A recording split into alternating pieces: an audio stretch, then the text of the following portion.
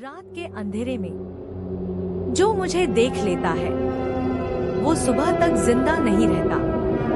तुमने भी देख लिया क्या मुझे? अब तुम्हारी बारी है। हेलो दोस्तों, वेलकम टू डर की दुनिया। यहाँ मिलेगा हॉरर, सस्पेंस और एंटरटेनिंग स्टोरीज का फुल डोज। सब्सक्राइब कर लो वरना कहीं ऐसा ना हो अगली कहानी आपके बारे में हो। तो चलिए शुरू करते हैं आज की कहानी। कहानी का नाम है रात के 3:33।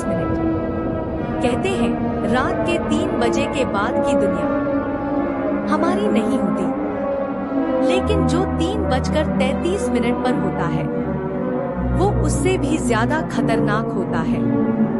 नेहा अपने माता पिता के साथ शहर के बाहर एक पुराने बंगले में रहने आई थी।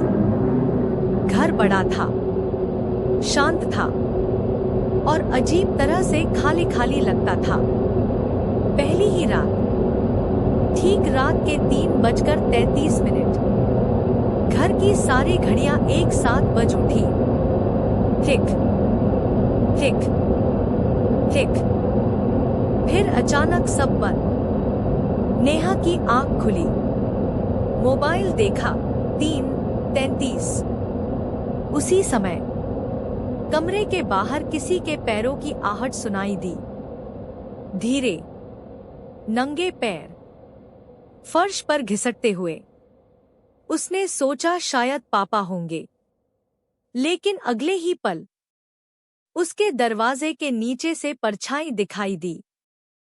कोई दरवाजे के बाहर खड़ा था। वो बोली, पापा। बाहर से धीमी आवाज आई, दरवाजा खोलो। आवाज बिल्कुल उसके पापा जैसी थी, लेकिन उसके पापा के खर्राटे तो अभी भी दूसरे कमरे से आ रहे थे। नेहा का गला सूख गया।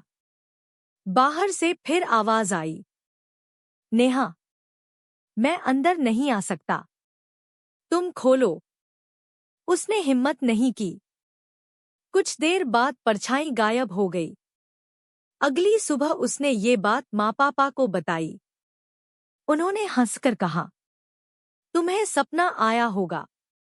लेकिन उसी दिन से घर में अजीब बातें शुरू हो गईं।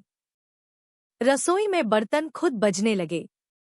आईने में नेहा को कभी कभी अपनी जगह कोई और चेहरा दिखता। और हर रात 3:33 पर किसी की आहट उसके दरवाजे के बाहर। तीसरी रात, नेहा ने ठान लिया, आज देखेगी कि बाहर कौन है। 3:33।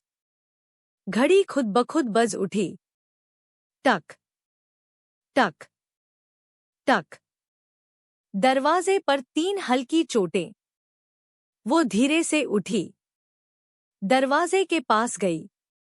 नीचे से फिर वही परछाई। इस बार 2 परछाइयां, एक लंबी, एक छोटी, जैसे कोई झुककर खड़ा हो। बाहर से आवाज आई, हम अंदर आना चाहते हैं। इस बार आवाज एक नहीं थी, 2 थी। एक उसके पापा की, एक उसकी अपनी। नेहा पीछे हट गई। अचानक दीवार पर लगे आईने में उसने देखा, उसका शरीर तो दरवाजे के पास खड़ा था, लेकिन आईने में